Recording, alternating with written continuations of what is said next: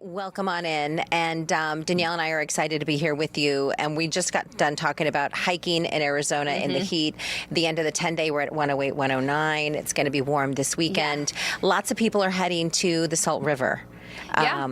Which you think that with the water, it's cold and kind of cools you off, but it can definitely catch up to you just as much out there. Especially, we do know, a lot of people out there having a good time, enjoying a few adult beverages, and that too can kind of creep up on you very quick. So. Yeah, and I brought up some new numbers here when it came to, and maybe you know this story. I know some of you may be watching from outside of Arizona, but do you remember the two people who died on the Salt River? It was Memorial Day weekend. Yes. Yeah. We covered those cases pretty closely.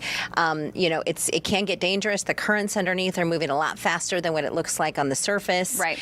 And so people also lose things in the lake all the time. They drop things. They forget to grab this or that, especially if they're having a few libations. Yep. Right. And so this morning, we are chatting with Joe Sheehan, Salty Scuba Squad. Let's see, Joe, good morning. Hey, good morning. How are y'all doing today? We're doing pretty good. I'm going to see if we can make that screen a little bit bigger and we can see you full screen. We'll work on that. You guys actually have a pretty good time diving into the water, and you're able to collect a lot of different things. But you guys recently just posted something. You guys had a record number of what in I guess a day or two of what did you guys dig out of the Salt River? We did. The Salty Scuba Squad, along with some of our partners, did our post-Memorial Day cleanup. We were able to pull 2,500 pounds of trash out of the river, along with 36 iPhones, as well as over 30 pounds of vape pens. Oh my goodness. That is crazy. Isn't that nuts? I know. I have a few pairs of sunglasses at the bottom of the Salt River. Maybe. Unfortunately. Oh my goodness. And Joe, what is one of the most maybe memorable things that you've found while you're down there? Maybe one of the most crazy things that you've seen?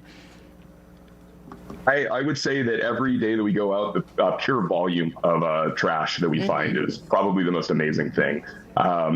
Beyond just finding people's phones and wallets and keys and giving them back, the strange things that we find, rather, from being dozens of bottles of little Fireball to a bunch of empty cans, T-shirts, hats, iPhones. Really just the volume of things that we find in the water is really what is the most surprising.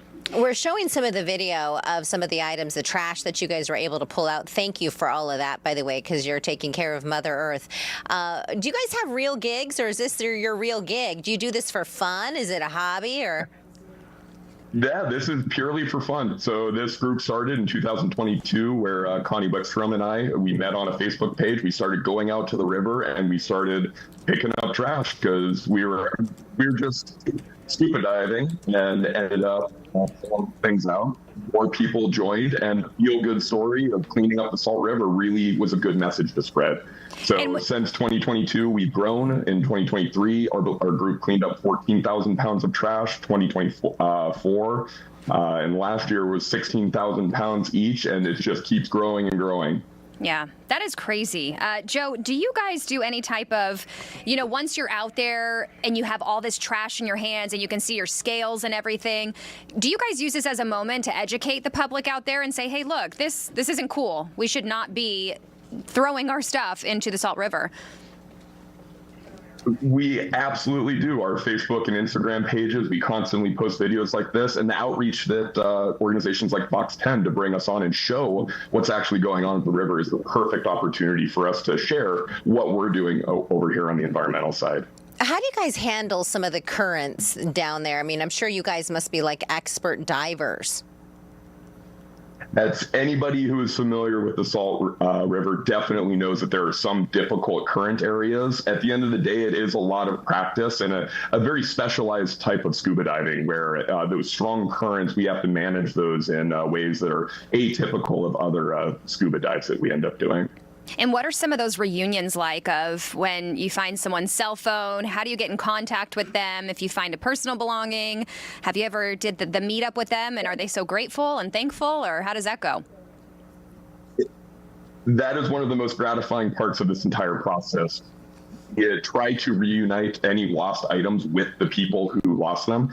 I would say that at least 50% of the phones or wallets that we find, we're able to get back to the people who accidentally dropped them in the river. Those moments, they save the person $500, $600, $700 that would end up having to go buy a new phone, and it's almost always a very happy moment. Do you charge for that? We do not. We are a registered 501c3 in the state of Arizona. So if there's a free will donation to our group, then we're happy to receive that. But we're really doing this for the love of the game and to help people out in our community. I love that you do that and you're not charging for it, because you're right. Because you could. You could, yeah, definitely could. Definitely could be a service. How big is this group of people, and how often do you head out there? So we started with 2 people about 4 or 5 years ago, and since we've gained nonprofit status, we have grown and grown and grown. On any given Tuesday, we do Trashy Tuesdays, where a team of us floats down the river and picks up trash from the previous weekend. That can be between 5 and up to 10 people. For the Memorial Day Trashy Tuesday cleanup, we had 10 divers in the water, as well as between the other supporting organizations like Natural Restoration for SWATT, we had 57 volunteers doing both surface and underwater reclamation. Where's the biggest, trashiest spot of the Salt River? Is there one spot in particular where you guys are picking up the most garbage? There is one hole, we call it the trash pit, over at Sheep's Crossing side. It's a perfect little spot where the river current takes all of the empty beer cans and T-shirts and what have you and swirls around in one little spot that is a perfect place to go and collect as much trash as we can get our hands on. Oh my goodness. That's what you want to avoid. I know. It is so crazy. Would you recommend people out there floating the Salt River, hanging out? I mean, people should what? Keep a trash bag nearby, keep it on their raft. How do they keep the garbage from getting into the Salt River? Absolutely. The one thing that I would recommend is that anybody who comes out on the Salt River, please bring a trash bag, make sure that it seals, and then have 2 points of contact against your tube. So have a carabiner or 2 clipped in, because even us who go down the river every week, we still float sometimes. So we are not immune to accidentally dropping things either. What I would say to anybody who's going out to the Salt River, if every person floating down the river picked up 3 beer cans when they go out, then I wouldn't be doing this interview, because we wouldn't have any a need for what we're doing. So anybody who hears this, who's going out to the river this weekend, help us out. Pick a couple of beer cans up and toss them at some of the trash cans that are provided. Oh, my goodness. Yeah, no kidding.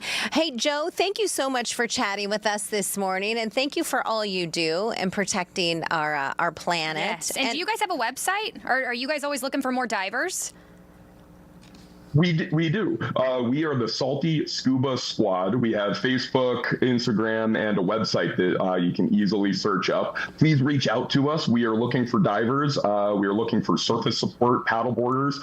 We bring people out all the time, especially for our bigger cleanups. So please reach out, visit the website, see what we're doing. This is a wonderful organization. I'm very proud to be a part of it. It definitely is. All right, Joe. We'll have to do a ride along with you at some point. Wouldn't that be fun? Celeste will go down. Not me. I stay surface level. She'll cheer us on, Joe. She'll cheer us on. We have need for everybody, so. Oh, there you go. All right, Joe. Have a great weekend. Thank you for all you do. We'll talk soon. Thank you very much. If you don't head over to the